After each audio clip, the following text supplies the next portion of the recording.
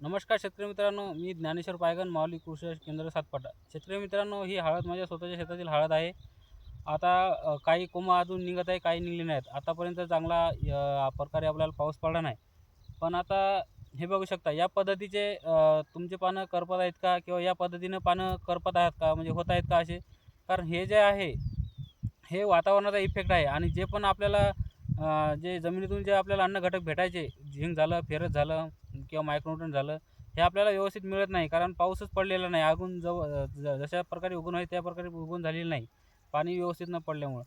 शेतकरी मित्रांनो, सर्वात महत्त्वाचं म्हणजे याचं जर आपल्याला योग्य निदान करायचं असेल, तर आपण सुरुवातीपासून शेवटपर्यंत 9 महिने आपली हळद निरोगी राहिली पाहिजेत. आपण सुरुवातीपासून शेवटपर्यंत व्हिडिओ शेतकऱ्यांना देत असतो. आणि काय ड्रिचिंग करायचं, कोणत्या वातावरणात कशी ड्रिचिंग करायची, हे वातावरण बघून आपण त्याची ट्रीटमेंट आणि याचं नियोजन सांगत असतो. शेतकरी मित्रांनो, आता जे हे पानं करपत आहेत, याचं सर्वात महत्त्वाचं म्हणजे जो भेसळ डोस टाकतात शेतकरी, एकदम चुकीच्या पद्धतीने भेसळ डोस टाकतात. आता मी बघतो सिंगल सुपर फॉस्फेट अति प्रमाणात वापरतात, किंवा याच्यामध्ये 10-26-26 त्याच्यामध्ये DAP, त्याच्यामध्ये सिंगल सुपर फॉस्फेट असा डोस टाकतात. पण सर्वात महत्त्वाचा भेसळ डोस योग्य टाकणे खूप महत्त्वाचं आहे. मी व्हिडिओमध्ये शेतकऱ्यांना वारंवार सांगत असतो. आणि कोणत्या वातावरणामध्ये कधी लागवड करायची, फेवरेबल टेम्परेचर म्हणजे कशी लागवड करायची ते महत्त्वाचं असते. ज्या लोकांनी 1-1.5 महिना 2 महिन्या अगोदर लागवड केली, त्याला टेम्परेचर 40-45 डिग्री सेल्सिअसपर्यंत होतं, 42 डिग्री सेल्सिअसपर्यंत होतं. त्याच्यामध्ये जे शेतकरी आहेत, की जवळपास 30-35% जे उगवण क्षमता आहे, 30-35% उगवण क्षमता झालीच नाही. म्हणजे जवळपास 60-70% उगवण झालेले आहे. ते पण पानं करपत आहेत आणि भरपूर प्रमाणात उगवत आहे. तर त्याच्यासाठी आपण एक खूप कमी खर्चात एक स्प्रे घ्यायचा आहे. हे कॉन्कर कंपनीचं झेडेप आहे. याच्यामध्ये marine nutrient, vitamins, natural green algae हे आहेत.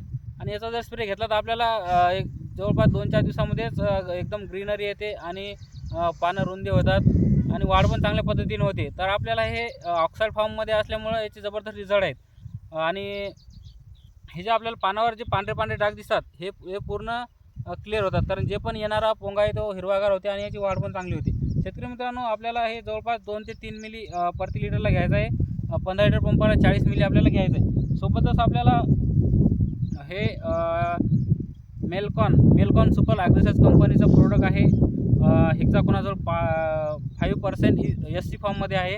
तर हे आपल्याला 30 म्हणजे 15 लिटरसाठी 30 ml घ्यायचं आहे. शेतकरी मित्रांनो, हे आपण ड्रिचिंगमध्ये पण भरपूर शेतकऱ्यांना सड लागलं, तर ते कॉम्बिनेशनमध्ये आपण हा प्रोडक्ट दिला होता आणि स्प्रेमध्ये पण जबरदस्त रिझल्ट आहेत. आणि त्याच्यासोबत आपल्याला ॲग्रोस्टार कंपनीचं वेटशील 15 लिटरसाठी फक्त सिलिकॉन बेस स्टिकर आहे. 15 लिटरसाठी फक्त 5 ml घ्यायचं आहे. हा स्प्रे आपल्याला घ्यायचा आहे. जवळपास 3-4 दिवसामध्ये आपल्याला पूर्ण प्लॉट क्लिअर होईल आणि जे पण जे निघणार हे नरसाळे आहेत, हे एकदम क्लिअर निघतील आणि हिरवेगार निघतील. शेतकरी मित्रांनो, जवळपास हळद लावून 1-1.5 महिना झालेला आहे.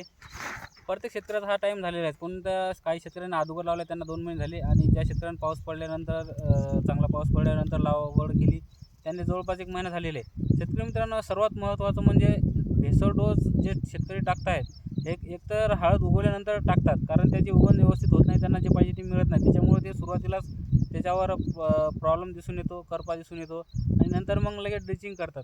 शेतकरी मित्रांनो, तसं न करता भेसळ डोस टाकता वेळेस योग्य भेसळ डोस टाकणे खूप महत्त्वाचं आहे. त्याच्यासोबत आता आपले जे मी बघतो या म्हणजे ज्या रिसोर्टच्या कॉन्टॅक्टमध्ये जेवढे खेडे येतात किंवा शेनगाव तालुक्यामध्ये जेवढे खेडे येतात, प्रत्येक शेतकरी मायक्रोन्यूट्रनचा वापर करतो. मायक्रोन्यूट्रन किटचा वापर करतो. त्याच्यामध्ये फॉस्फेटयुक्त खतासोबत सल्फेटयुक्त सूक्ष्म अन्नद्रव्ये त्याच्यासोबत जर आपण किट टाकली, तर जवळपास फॉस्फरस म्हणजे आता 0.34 आहे, तर 0.34 आणि झिंक सल्फेट हे जर तुम्ही कॉम्बिनेशन केलं, तर हे म्हणजे पाण्यामध्ये सॉल्युबल होत नाही, डिझॉल्व होत नाही. त्याच्यामुळं झाड उचलू शकत नाही, तर ते जमिनीमध्ये फिक्स होते. हे जे चुका करतात शेतकरी, भरपूर म्हणजे हा खूप जास्त मोठा प्रॉब्लेम आहे. कारण त्यांना कळत नाही, भेसळ डोस टाकल्यानंतर ते फिक्स होतात का जमिनीमध्ये पडतात का काय होतात. भेसळ डोस टाकल्यानंतर त्या पद्धतीने जर चुकीच्या पद्धतीने भेसळ डोस टाकला, असं पण जे फॉस्फरस असते किंवा पोटॅश असते, हे जागेवरून हलत नाही. तर यांना अपटेक करण्यासाठी आपल्याला NPK कन्सर्शिया द्यायचं काम करावं लागते. कारण हे जे कॉम्बिनेशन आपण टाकतो किंवा जे फिक्स झालेले खतं हे तोडण्याचं काम म्हणजे आपल्याला करायचं राहते. तर ते आपण खतामधूनच NPK देत असतो किंवा जर खतामधून नाही दिलं तर ड्रिचिंगमध्ये देत असतो. पण शेतकरी काय करतो की आज ऑलरेडी उशिरा डोस टाकतो. त्याच्यामुळे ते सगळं भेसळ व्यवस्थित न टाकल्यामुळं ते अपटेक प्रक्रिया चांगली होत नाही. फक्त जे आपण खतं टाकतो हे फक्त 15 ते 20% अपटेक होत असतात. तर हे 90-80-90% जर अपटेक करायचे असतील आपल्याला तर सुरुवातीला एक ड्रिचिंग आहे. शेतकरी मित्रांनो, सर्वात महत्त्वाचं म्हणजे ॲग्रिसर्च कंपनीचं हे कन्सर्ट आहे. याच्यामध्ये NPK बॅक्टेरिया, अझोटोबॅक्टर, अझोस्प्रेलियम, रायझोबियम असे टोटल मेटारायझियम बॅसिलस असे टोटल 7 प्रकारचे याच्यामध्ये जीवाणू आहेत. आणि एका ml मध्ये जवळपास 5 कोटी. एका ml मध्ये समजा आता हे अझोस्प्रेलियम आहे 5x10x7. याच्यामध्ये PSB आहे म्हणजे फॉस्फरस सॉल्युबलायझिंग बॅक्टेरिया आहे. त्याच्यानंतर KSB पोटॅश सॉल्युबलायझिंग बॅक्टेरिया.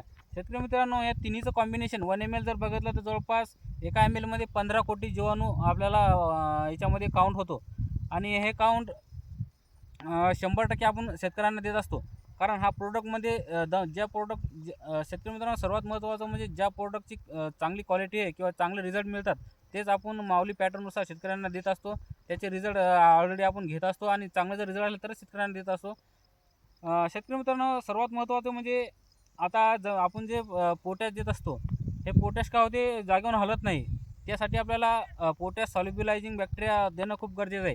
हे जर 8 बॅक्टेरिया दिले तर तुमचे याच्यामध्ये सुलोमोनस पण आहे, याच्यामध्ये रायझोबियम, अझोटोबॅक्टर, KMB, ZMB म्हणजे नत्रस पुरत विरघळणारे जीवाणू आहेत, झिंक विरघळणारे जीवाणू आहेत. आणि आता टोटल याच्यामध्ये जर बघितलं तर 8 प्रकारचे जीवाणू आहेत. शेतकरी मित्रांनो, हा जे प्रोडक्ट बघितला तुम्ही 80-90% जे आपण खतं वगैरे टाकत असतो तर हे अपटेक करायचं काम करते. आणि याच्यासोबतच आपण प्रोबियान ॲग्रिसर्च कंपनीचा प्रोबियान आहे. एकरी आपल्याला 1 लिटरचा डोस द्यायचा आहे. शेतकरी मित्रांनो, याच्यामध्ये organic fraction, amino acid, peptide, organic fraction, सर्वात महत्त्वाचं म्हणजे याचे काम. याचे फायदे असे आहेत की जे पण आपला शेतकरी खूप सारे शेतकरी म्हणतात की फुटव्यासाठी आम्हाला ड्रिचिंग द्या, फुटव्यासाठी ड्रिचिंग द्या. पण एकदम आपण ड्रिचिंग फुटव्यासाठी देऊ शकत नाही, कारण संपूर्ण जर पोषण जर झालं तरच त्याला योग्य पद्धतीने फुटवे निघतात. तर त्यासाठी आपण याला नवीन मुळ्याची वाढ होणं किंवा नवीन हे नरसाळे जे ह्याची हिरवेगार निघणं आणि सरळ निघणं खूप महत्त्वाचं आहे.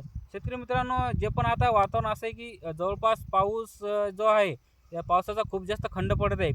पिकावर ताण येत आहे, त्याच्यामुळे पिकं करपत आहे.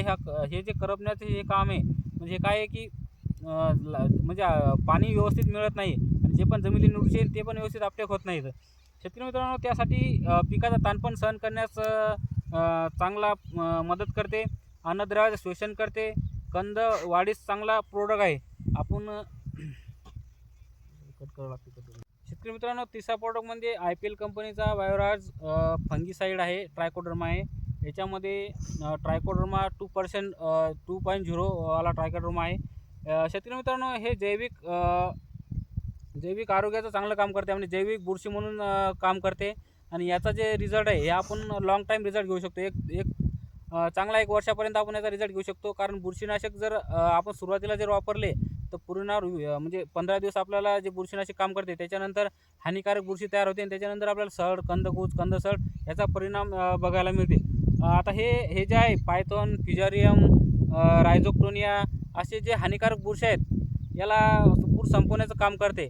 शेतकरी मित्रांनो, याचा जर आपण काउंट जर बघितला तर 1 ml मध्ये 20,000 कोटी बीजाणू याच्यामध्ये आहेत, जिवंत बीजाणू याच्यामध्ये आहेत. तर याचं सर्वात महत्त्वाचं म्हणजे 4-5 हानिकारक बुरशी आहेत, त्याच्यासाठी हा एकदम उत्तम प्रोडक्ट आहे. आणि सुरुवातीला जर आपण वापरला तर नंतर आपल्याला जे पण हानिकारक बुरशीपासून जे कंदसड, कंदकूज, मूळकूज, पांढरी मूळकूज ह्या जे बिमाऱ्या होतात ह्या आपल्याला नंतर बघायला मिळत नाहीत. याचा डोस आपल्याला एकरी 1 लिटर घ्यायचा आहे. आणि सर्वात शेतकरी मित्रांनो, हा जो NPK कन्सोर्शियम आहे आणि हे ट्रायकोडर्मा जे आहे त्याच्यासोबतच आपण प्रोबियान काय करते, हे प्रोटीन म्हणजे अमायनो ॲसिड 62.5% आहे.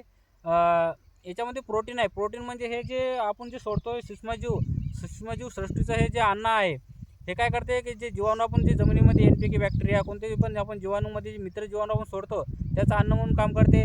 आणि जे पण आपण जीवाणूला सोडतो ते जीवाणू ॲक्टिव्ह होतात आणि त्याला ताबडतोब अन्न खायला मिळते. तर ताबडतोब अन्न मिळाल्यामुळे ते काय होते, मल्टिप्लिकेशन पण त्याचं चांगल्या पद्धतीने होते. म्हणजे जोपर्यंत याच्यामध्ये जमिनीमध्ये ओढ राहते तोपर्यंत मल्टिप्लाय होत राहतात. म्हणजे 20,000 कोटीचे 40, 40चे 60, 60चे असे वाढत राहतात.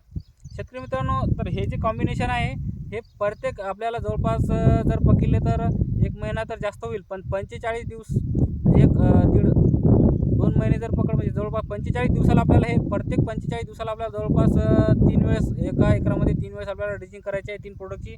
तर आपल्याला लाँग टाईम याचे फायदे होतात आणि आपला फुटे वगैरे रिझल्ट पण तसा मिळतो. धन्यवाद.